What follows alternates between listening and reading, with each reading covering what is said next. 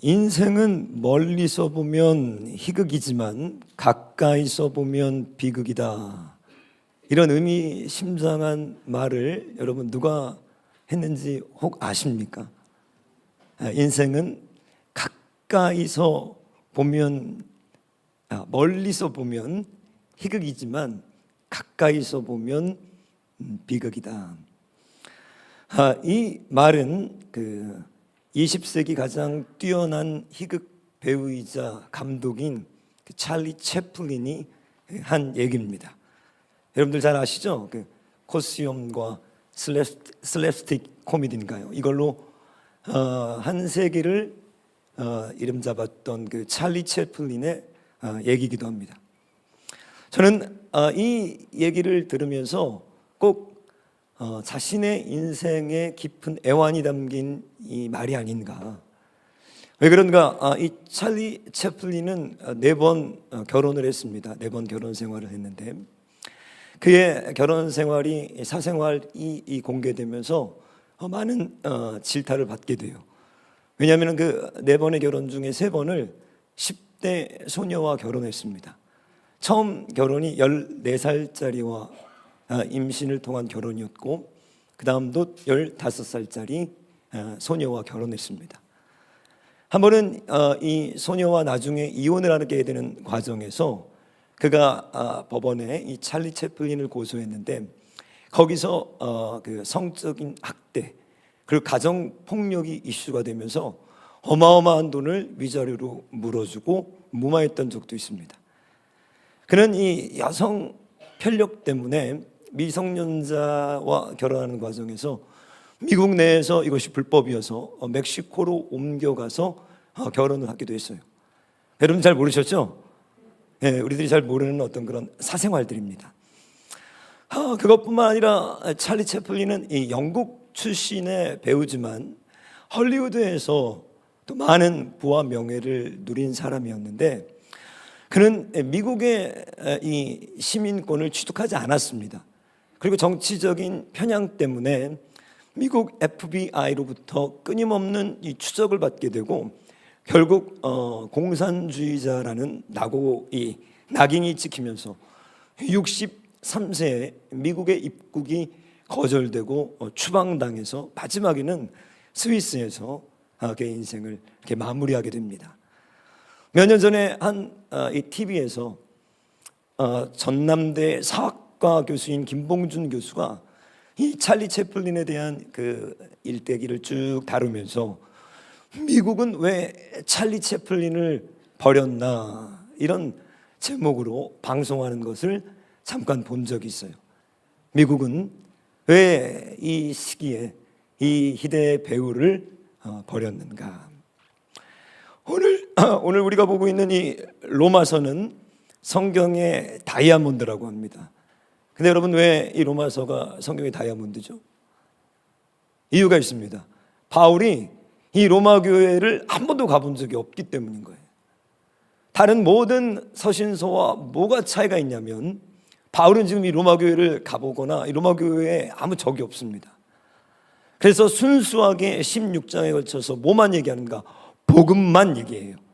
자, 고린도전서라든지 갈라디아서 다른 서신서를 보면 교회 내에 분쟁들이 일어난 것들을 잘 알고 있습니다. 교회 안에 어떤 다툼이 있었는지, 교회 안에 어떤 은사자들이 교회를 시끄럽게 하고 있는지, 교회 안에 어떤 거짓 교사들이 지금 일어나서 나의 사도권을 공격하고 있는지. 그래서 많은 페이지를 할애해서 지금 거기에 대한 변론을 한데 반해서 이 로마서는 아직 가보지 않은 교회인 거예요. 말로만 들었고 로마에 개척해서 로마에서 시작된 이 성도들을 향해서 전혀 알지 못하는 상태에서 온전히 복음만을 전하는 거예요. 그래서 1장부터 잘 아시다시피 11장까지는 어떻게 구원을 받는가, 그리고 12장부터는 구원받는 사람들은 어떻게 사는가, 완전한 복음에 대한 메시지만을 담고 있는 거예요. 그런데 이 로마서 1장의 18절 이 서론입니다. 이 18절에서 사도 바울은 처음으로 복음을 시작하면서 하나님의 진노에 대한 얘기를 먼저 시작하는 거예요.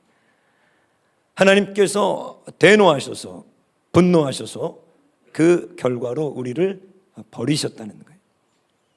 왜 하나님은 하나님의 백성들이라고 하는 우리들을 버리셔야만 했는가?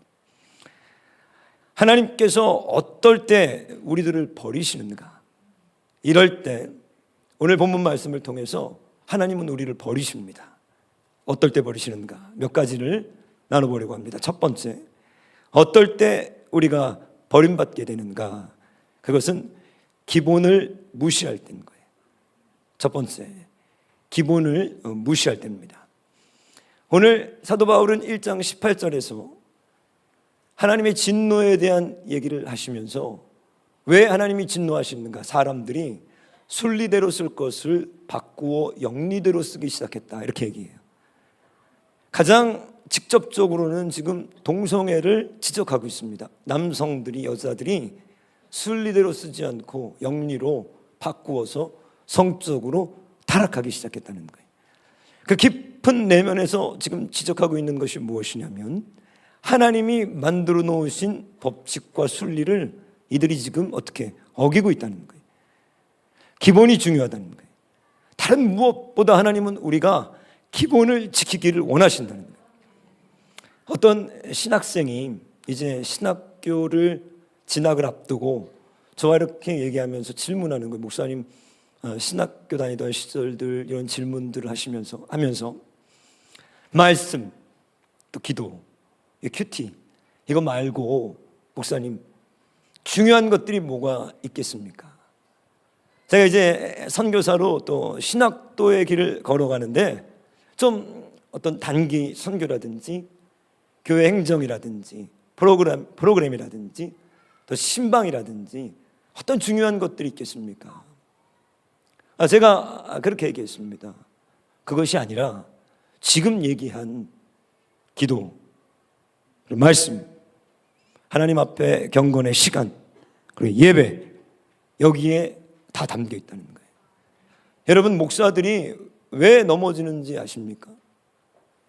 기본에 충실하지 않기 때문인 거예요. 제가 신학교를 미국에서 꽤 이름 있는 신학교를 다녔습니다. 그 신학교 4년을 졸업할 때 단 한 번도 성경을 보지 않고 단 1분도 기도하지 않아도 얼마든지 신학 석박사학위를 받을 수 있어요. 이게 지금 신학교의 흐름입니다, 여러분. 여러분의 기본을 점검하셔야 돼요. 미국의 존 파이퍼라는 복음주의 계열의 신학자이자 유명한 목사님이 계십니다. 존 파이퍼 목사님이 이제 연세가 많이 드셨는데 이분이 어느 날 이런 얘기를 인터뷰 중에 하셨어요. 50년 넘게 결혼 생활을 하면서 그 아내였던 노엘 파이퍼라는 사모님, 그 외에 다른 어떤 여성에게 내가 끌린 적, 성관계를 탐한 적이 나는 없습니다. 50년 결혼 생활을 우리가 하면서 저는 단 한 번도 내 아내 외에 어떤 여자와의 달콤한 상상을 해본 적이 없습니다. 이렇게 얘기했어요. 굉장히 저는 거기서 놀랐습니다. 그래서 인터뷰 하시는 분이 질문한 거예요. 비결이 뭡니까? 저도 굉장히 궁금했어요. 왜? 저도 그렇게 살고 싶거든요. 그래서 궁금한 거예요. 도대체 이 존 파이퍼 목사님은 이렇게 설교도 잘하시고 이렇게 위대한 신학자이신데 어떻게 그 아내 사진을 봤더니 그렇게 안 예뻐요. 제가 보니까 깜짝 놀랐습니다. 예. 제 개인적인 견해입니다. 근데 이분이 뭐라고 거기에 답을 했는가? 제가 읽어드릴게요. 간음은 도덕적으로 잘못된 것일 뿐 아니라 그 자체로도 구역질 나는 행위이다. 성경은 정욕과 간음에 대해 질책하고 있으며 지옥의 고통을 언급하고 있다, 이거였어요. 제가 뚫어지게 쳐다보는데 대단한 게 하나도 없어요. 지금 여러분 모르십니까? 얘기 지금 간음이 뭐라고요? 윤리적으로 잘못됐고, 첫째, 구역질 나는 행동이며 성경도 이것을 질책할 뿐만 아니라 마지막은 지옥이다. 아니, 더 전 찾아봤습니다. 어떤 이유가 특별한 비결이 없구나. 우리가 이미 지금 다 알고 있는 답들이에요. 우리가 지금 다 이미 배워서 익히 갖고 있는 정답입니다. 정답을 살아야 되는 거예요. 머리로 아는 정답이 손과 발로 안 움직이는 거예요. 이 기본기를 무시하고 있는 거예요. 몇 년 전에 건설 현장에서 한 작업자가 떨어져서 사망하는 사건이 있었습니다. 여러 이런 사건들이 있죠. 근데 이게 왜 이슈가 됐는가? 이 작업자가 떨어진 그 사고 현장의 높이가 1.3m였어요. 사람 가슴 정도 되는 높이 의자 밟고 올라가서 작업하다가 쓰러졌는데 뇌출혈로 사망했습니다. 13m가 아니라 여러분 130m가 아니라 1.3m에서 추락한 거예요. 근데 왜 그랬는가? 안전모를 안 썼습니다. 아주 기본인 거예요. 이 기본만 지켰어도, 안전모만 착용했어도 그 기본이 오늘 여러분을 살리고 있습니다. 여러분의 기본이 무엇이죠? 성도의 기본이 무엇이죠? 여러분의 기본이 무엇입니까? 목사의 기본이 무엇이죠? 저는 20년 넘게 아침에 제일 먼저 일어나면 하는 게 어제 몇 시간 기도했고 성경을 몇 분 봤는지를 그걸 기록하는 거예요. 유치하게 색깔로 칠해놓고 기록합니다. 내가 어제 무엇을 했는지를 기록하고 때려 죽여도 아침에 기도하고 말씀 묵상하고 시작하는 거예요. 왜? 제일 중요한 것들이, 성도의 기본이 무엇이죠? 어려운 것들이 아닙니다. 하나님을 사랑하고 이웃을 사랑하는 거예요. 두 가지만 여러분들이 해도 우리들의 인생은 안전합니다. 뭐라고요? 하나님을 사랑하고 이웃을 사랑하고. 우리는 어떨 때 버려지는가? 이 기본적인 것들을 무시하면서 우리는 버림받기 시작합니다. 두 번째, 언제 우리가 하나님으로부터 버림받게 되는가?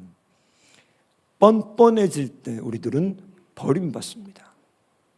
언제 버림받는다고요? 네, 뻔뻔해질 때. 오늘 이 본문 말씀 바로 전에 20절과 21절을 제가 한번 읽어드리면, 하나님의 진노가 나타나나니 이렇게 얘기하면서 20절, 창세로부터 그의 보이지 아니하는 것들 곧 그의 영원하신 능력과 신성이 그가 만드신 만물에 분명히 보여 알려졌나니 그러므로 그들이 핑계하지 못할지니라. 하나님을 알되 하나님을 영화롭게도 아니하며 감사하지도 아니하고 오히려 그 생각이 허망하여지며 미련한 마음이 어두워졌나니. 하나님께서 자신을 알만한 모든 것들을 다 만드신 만물에 분명히 보여 알게 있다는 거예요.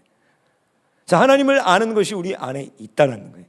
그런데 마음과 생각이 우둔하게 되어서 감사치도 않고 영화롭게 하지도 않고 오히려 하나님의 영광을 바꾸었다는 거예요. 다시 말하면 이들이 뻔뻔해지더라는 거예요, 사람들이. 이 우리나라 촉법 소년들 지금 나이 연령 이거 낮추는 것에 대해서 지금 법안이 발의되고 있습니다. 얼마 전에 이 뉴스 하나를 봤더니 촉법 소년 12~13살짜리 아이가 중범죄를 저질러서 잡혀왔는데 경찰서에서 자기는 촉법 소년이라고 난동을 부리면서 경찰들을 발로 차더라고요. 저는 그걸 보면서 왜 하나님께서 노아의 홍수 때 초등학생, 중학생들을 죽였는지 이해가 되는 거예요. 왜 소돔과 고모라에서 불과 유황이 떨어질 때 어린 아이도 태워 죽였는지, 왜 임산부도 태워 죽였는지를 저는 그때 알았어요. 이 땅에서는 촉법 소년의 나이가 있지만 하나님의 나라에서는 그 촉법 소년의 나이는 없습니다. 뻔뻔하면 2살 먹었던 3살 먹었던 지옥불에 던져지는 거예요. 전도서 8장 11절 이렇게 나옵니다. 악한 일에 관한 징벌이 속히 실행되지 아니하므로 인생들이 악을 행하는 데 마음이 담대하도다. 하나님이 악을, 죄를 지어도 즉각 심판하지 않았더니 사람들이 뻔뻔해지더라는 거예요. 에스겔서 2장 4절, 거기서 에스겔 선지자에게 하나님은 이렇게 얘기하십니다. 이 자손은 얼굴이 뻔뻔하고 마음이 굳은 자니라. 자, 이스라엘 백성들에게 하나님이 가장 많이 썼던 게 너희들이 목이 굳은 백성이야. 너희들이 이마는 반석과 같이 굳어 있단다. 자, 바벨론 포로 직전에 이 이스라엘에게도 에스겔 선지자를 통하여서 동일한 말씀하십니다. 너희들은 뻔뻔하다는 거예요.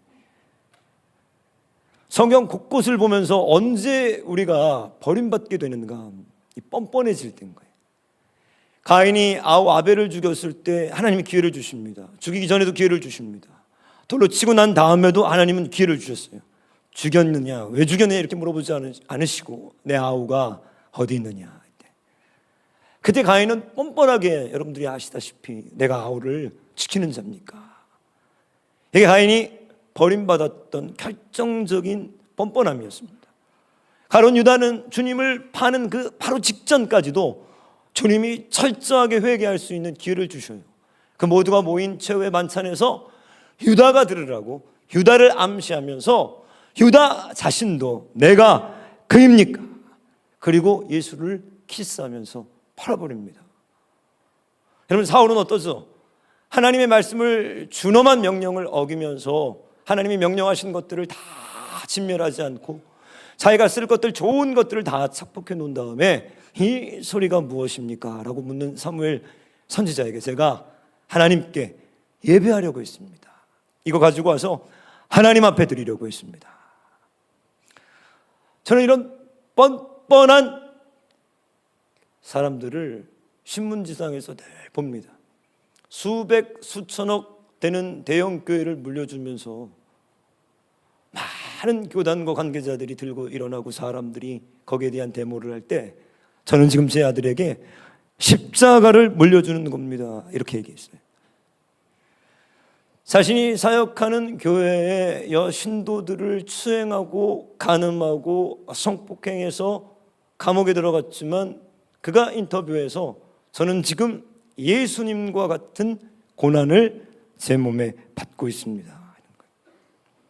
얼마 전에 토막 살해했던 그 20대 그 정유정의 뻔뻔함이요, 조사 과정에서 왜 죽였느냐 이렇게 얘기했습니다. 죽이면 환생할 줄 알았다는 거예요. 쟤도 죽여야 돼. 내가 봤을 때는, 그죠? 걔도 죽여야 돼. 환생할 줄 알았으면. 이 뻔뻔함이 여러분 하나님으로부터 버림받는 바로 지름길입니다. 제가 미국에 있을 때 개인적으로 참 존경하던 목사님 한 분이 계셨는데, 이 목사님이 어느 날, 지금 연세가 이제 많이 드셨죠. 돌아가셨는지 팔순이 훨씬 지금은 넘으셨을 텐데, 어느 날 설교하시다가 이런 얘기를 하시는 거예요. 자기 간증을 하시는 거예요. 본인이 어느 교회 부흥회 초청을 받아서 가서 이제 부흥회를 한 겁니다. 그래가지고 이제 말씀을 이렇게 전하고 첫날 은혜가 많이 임했어요. 그리고 이제 숙소로 돌아가가지고 그분 얘기하면 쉬면서 그냥 이렇게 TV를 틀었다고 합니다. 근데 호텔에서 뭐 어떤 호텔인지 그 TV에서 아주 음란한 포르노인지 뭐 어떤 야동인지 뭐 그게 나왔대요. 이 목사님이 그걸 껐어야 되는데 그걸 보기 시작한 겁니다. 한참을 봤대요. 보는데 마음이 동하기 시작하고 여러 가지 다른 육적인 소욕들이 들어오기 시작하고, 그리고 그날 밤 지나서 이틀째 되는 날 이제 다시 부흥회를 하러 갔는데 이렇게 단에 섰는데 못 하겠더라는 거예요. 여기 많은 갈등이, 여러분 지금 모르잖아요, 사람들, 그죠? 제가 어제 뭐 했게요? 모르시죠? 모르는 거예요. 한 분이 아시죠. 그래서 이분이 참 제가 존경했던 게 용기 있게 그 고백을 했습니다. 성도님들, 이게 웬 망신이에요. 자기 교회도 아니에요. 지금 부흥사라고 불러놨는데 다 은혜 받으려고 지금 준비하고 있는데 제가 어제 포르노 봤습니다, 얘기한 거예요. 그리고 저는 오늘 이제 죄송하지만 설교를 못합니다. 용서해 주십시오. 근데 그때 반전이 일어나기 시작했다고 그러더라고요. 자기를 욕하고 실망하고 나가고 떠나고 이럴 줄 알았는데 사람들이 힘을 주면서 고맙다고, 힘을 내라고, 다시 말씀을 전하라고, 그러면서 그 부흥회가 본인이 전혀 상상하지 못했던 하나님의 은혜로 자신이 제일 많은 은혜를 받은 집회였다, 이 얘기를 한 적이 있어요. 아마 뻔뻔스럽게 어제 무엇을 받는지만 전혀 성도들 앞에서 내색하지 않고 얼마든지 준비해온 원고대로 내가 마음껏 말씀을 요리해서 하고 싶은 유혹도 있었을 거예요. 우리들이 구원과 천국이 갈리는 게 여러분 굉장히 어마어마한 일들로 갈리지 않습니다. 대부분의 사람들이 비슷한 삶들을 살아가요. 대부분의 사람들이 비슷한 윤리적인 기준들을 가지고 있습니다. 누가 깨닫고, 누가 하나님 앞에서 부끄러워하고, 누가 그것을 아파하고, 누가 뻔뻔하지 않느냐, 그 아주 종이장 차이라는 거예요. 우리는 뻔뻔해지기 시작할 땐 버림받기 시작했구나, 이렇게 하시면 됩니다. 세 번째, 어떨 때 버림받는가? 스스로 속일 때입니다. 자기를 믿을 때, 자신을 믿을 때. 오늘 32절이 여러분 어떻게 끝나죠? 우리 32절 제가 읽어드리면, 그들이 이 같은 일을 행하는 자는 사형에 해당한다고 하나님께서 정하심을 알고도 자기들만 행할 뿐 아니라 또한 그런 일을 행하는 자들을 옳다 하느니라. 자, 이게 중죄, 사형에 해당하는 죄임을 알고 있었지만 본인들만 행할 뿐 아니라 그런 일을 하는 사람들을 모두 뭐라고요? 옳다고 여겼다는 거예요.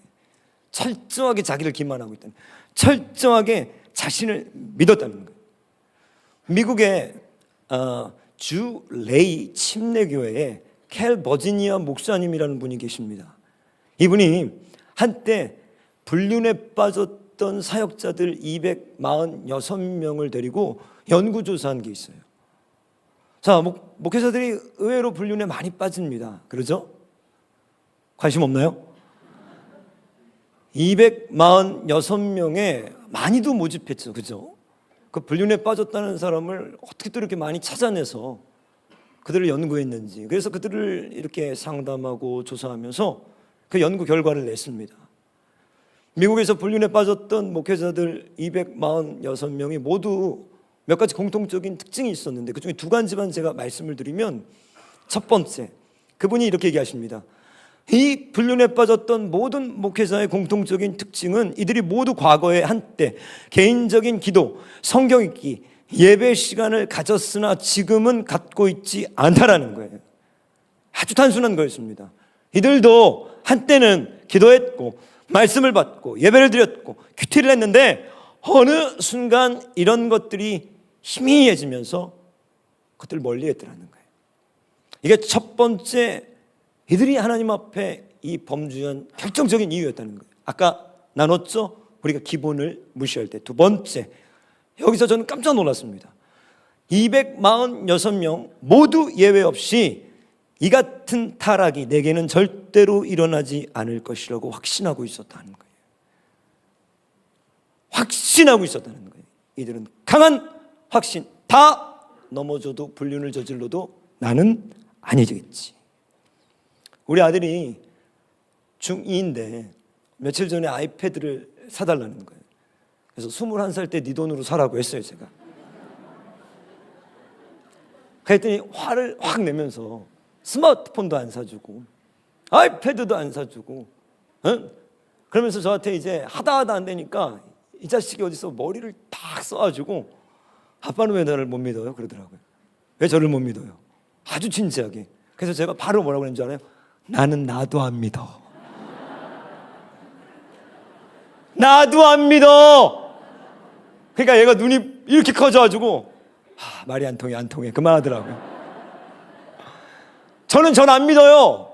저는 설교 시간에 여러 번 제가 얘기했습니다. 이게 이슈가 됐어요. 미국에서도 어떤 분이 이걸 보고 너무 웃겨가지고 저는 이 얘기를 한 적이 몇 번 있습니다. 내가 바람 필까 봐 두렵다고 저는 2번인가 얘기했어요, 설교 시간에. 안 믿어요, 저를. 왜 매일 기도를 하는데? 왜? 어제도 밤에 추운데 산에 가가지고 무덤 앞에서 얼마나 졸았는지 몰라요. 깜짝 놀랐어요. 내가 이렇게 졸 수가 있구나.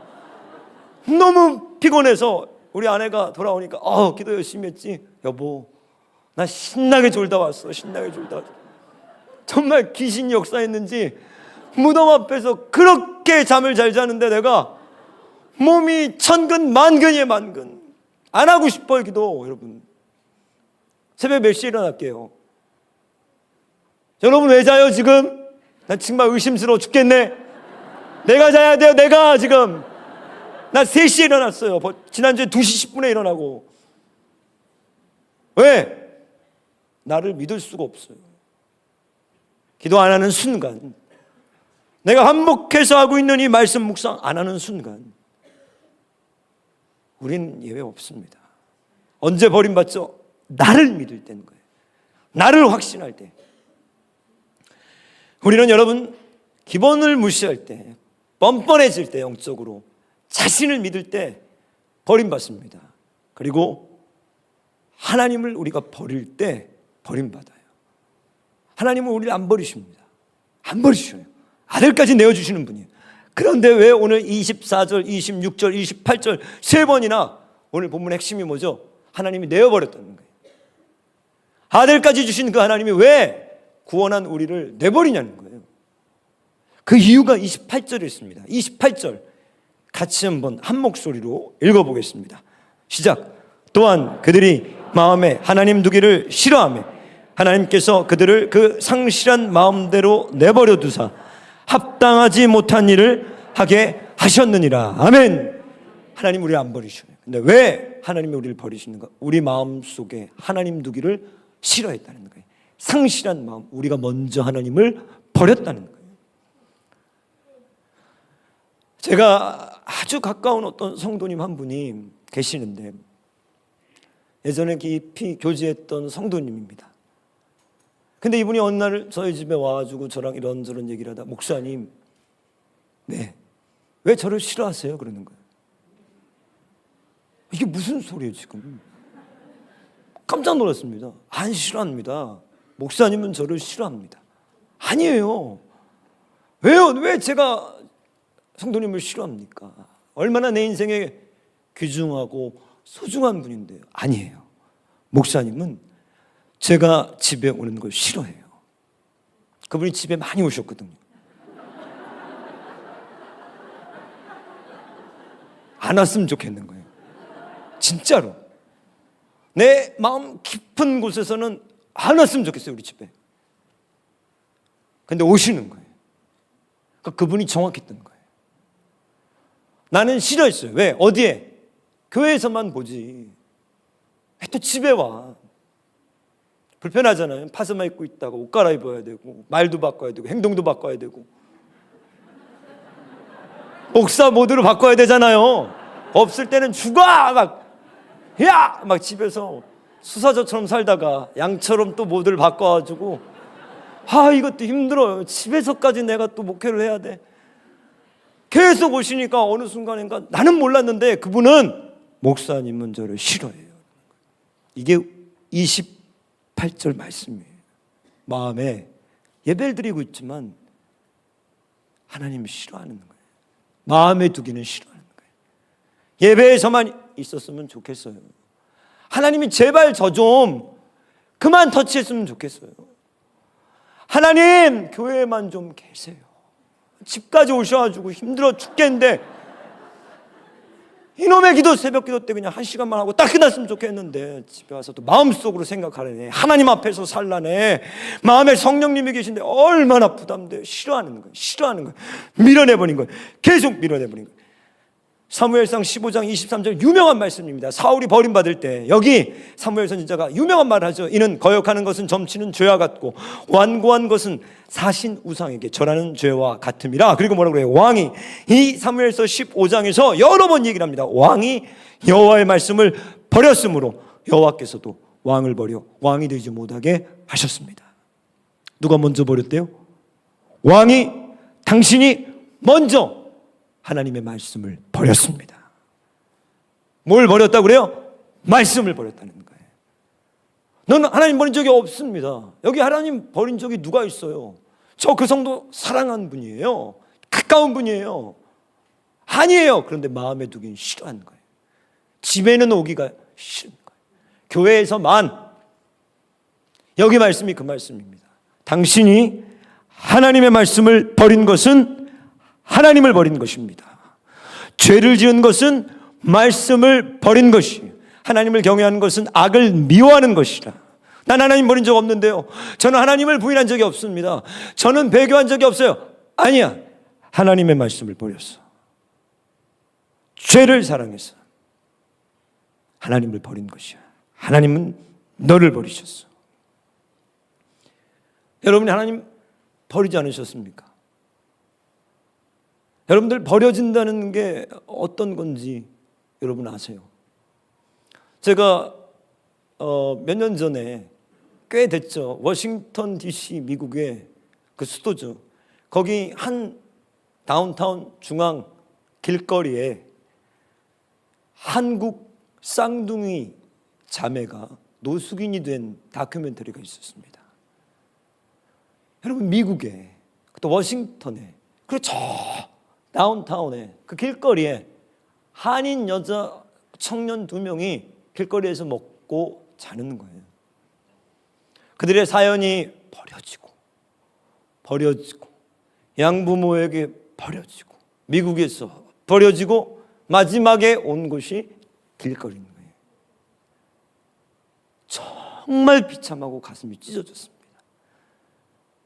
부모에게 버림받는다는 것, 가까운 사람에게 버림받는다는 것도 이런 건데 하나님께 버림받는다는 게 여러분 무엇인지 아십니까? 시편 27편은 여러분 이 시편 기자의 고백이 저의 마음을 얼마나 울렸는지 몰라요. 시편 27편 9절 제가 읽어드리겠습니다. 주의 얼굴을 내게서 숨기지 마시고 주의 종을 놓아여 버리지 마소서. 주는 나의 도움이 되셨나이다. 나의 구원의 하나님이시여 나를 버리지 마시고 떠나지 마소서. 내 부모는 나를 버렸으나 여호와는 나를 영접하시리이다. 아멘. 이 시편 기자가 3번 하나님 앞에 나를 버리지 말아 주십시오. 내게서 숨기지 말아 주십시오. 그런데 마지막이 반전인 거예요. 내 부모는 나를 버렸으나 여호와는 나를 영접하시리이다. 제가 교제하던 그 성도님이 어느 날 이런 얘기를 저에게 들려주시는 거예요. 이 성도님은 고아십니다. 6.25가 지나고 70년대, 60년대죠. 버려진 거예요. 대구의 한 요양원, 이 애망원이죠. 거기서 성장했는데 이분이 어느 날 저에게 뭐 그냥 아주 편한 사석에서 이런저런 자신의 얘기를 들려주시는 거예요. 그런데 제가 잊혀지지 않았던 게 저는 이분이 이제 결혼해서 남부럽지 않은 삶을 살고 유복한 삶을 살아서 더 성품도 원만하시고 늘 기쁘고 기도하시는 분이라 그런 과거가 있을까 몰랐는데요.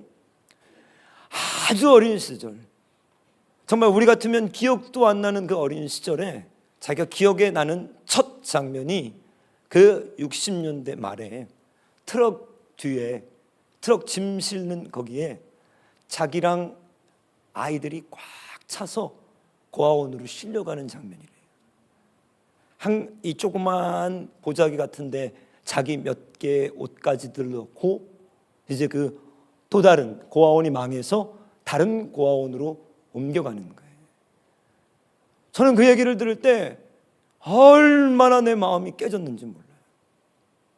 그분이 얼마나 긍휼히 여겨졌는지 몰라요. 성도님, 제가 그랬어요. 얼마나 아프셨습니까? 얼마나 괴로우셨습니까? 저도 아이를 넷을 키워보지만 이제 어머니 아버지의 사랑을 듬뿍 받고 아무 걱정 없이 아이패드나 사달라고 깽판을 쳐야 되는데 우리 애들이 이런 거 좀 들었으면 좋겠어요. 이제 2-3살 된 그 아이가 철저하게 혼으로 되어서 그 부모라는 완벽한 보호하심이 없는 그 낯선 세계에서 싸우면서 하루하루를 버티고 살아갔을 때 그분이 살아온 삶이 너무 한편으로는 가엾고 오늘 여기까지 이렇게 멋지게 믿음으로 서주신 것에 대해서 얼마나 한편으로는 감사했는지 몰라요. 여러분 혹시 버림받은 자 아닙니까? 여러분 마음에 오늘 하나님 두기를 소원하고 갈망하고 계십니까? 여러분들도 말씀을 버리고 지금 하나님이 내 안에 계시다고 믿고 계시진 않습니까? 오늘 이 시편 기자가 나의 구원의 하나님 나를 버리지 마시고 떠나지 마소서, 이 고백 하나님 앞에 올려드리시며 내 상실한 마음에 우리 주님 다시 초대하셔서 영원토록 하나님께 버림받지 않고 회개하고 돌이켜서 우리 주님 안에 거하는 저와 여러분 되시길 주님의 이름으로 축원합니다. 우리 오 나의 자비로운 주여 지금 오소서. 우리 찬양하며 준비한 예물 드리시며 하나님 앞에 한번 기도하는 시간 갖길 원합니다. 오 나의 자비로운 주여 찬양합니다. 오 나의 자비로운 주여 나의 몸과 영혼을 주님 은혜로 다 채워주소서. 이 세상 괴로움 이 세상 괴로움 걱정 근심 주여 받아주시고 험한 세상에서 인도하소서. 나의 자비로운 주여 찬양합니다. 오 나의 자비로운 주여 나의 몸과 영혼을 주님 은혜로 다 채워주소서. 이 세상 괴로운 걱정 근심 주여 받아주시고 험한 세상에서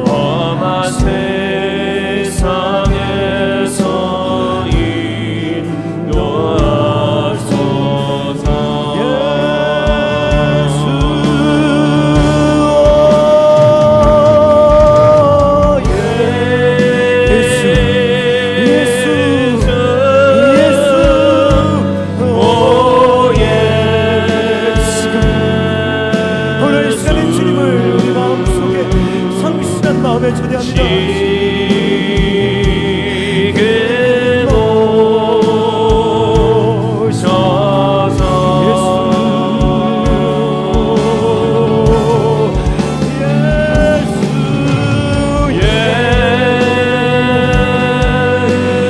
오셔서 우리 지금 오시옵소서. 상실한 마음 가운데 임하여 주시옵소서.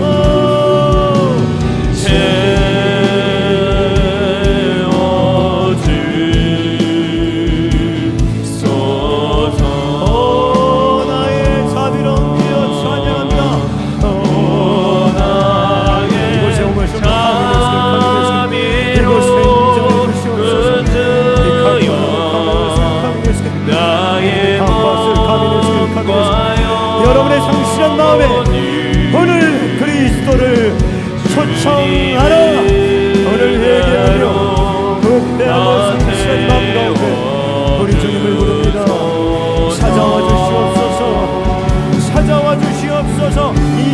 이 세상 괴롭고 정대시 주여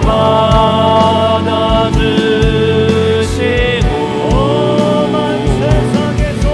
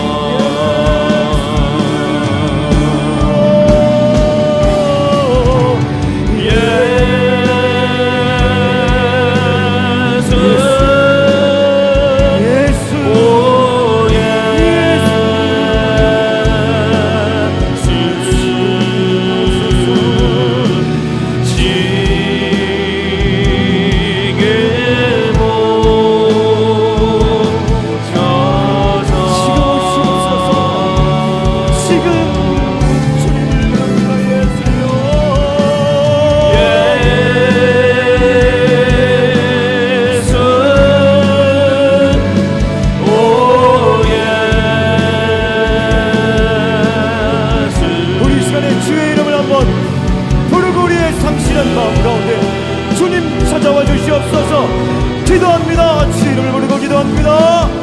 주여, 오늘 우리의 상실한 마음들, 오늘 우리의 부패한 마음들, 오늘 텅 빈 이 마음들 가운데 임하소서. 우리 주님을 부릅시다. 여러분 주님을 부르세요. 여러분 주님을 부르세요. 오늘 초청하세요. 지금 오시옵소서. 지금 오셔서 주님의 손으로 피 묻은 손으로 만져주시옵소서.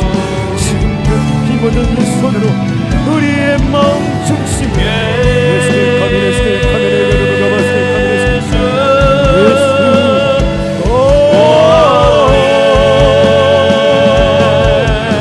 예수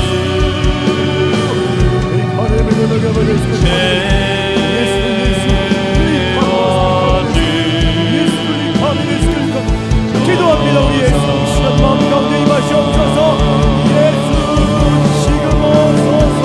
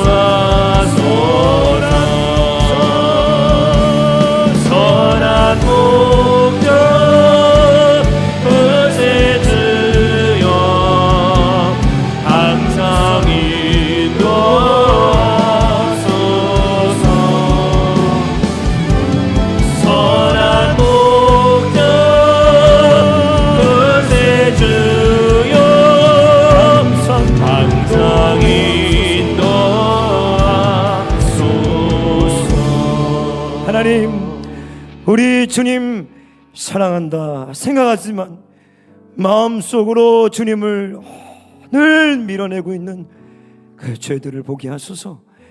오늘 그 깨어진 심령들 가운데 지금 오시고 지금 살피시고 지금 만지시며 드려진 이 예물이 우리의 주가 되지 못하게 막아주시고 오늘 예배 깨어지고 하나님 소망하는 영혼 주님이 찾아가셔서 만지셔서 만족시켜 주시옵소서. 이제는 우리 주 예수 그리스도의 은혜와 하나님 아버지의 사랑과 성령 하나님의 감화 감동 교통 역사하심이 상실한 마음, 깨어진 마음 가운데 애타게 주님을 찾고 소원하는 우리 귀한 하나님 나라의 권속들 가운데 이제로부터 영원토록 함께 계시기를 축원하옵나이다. 아멘. 우리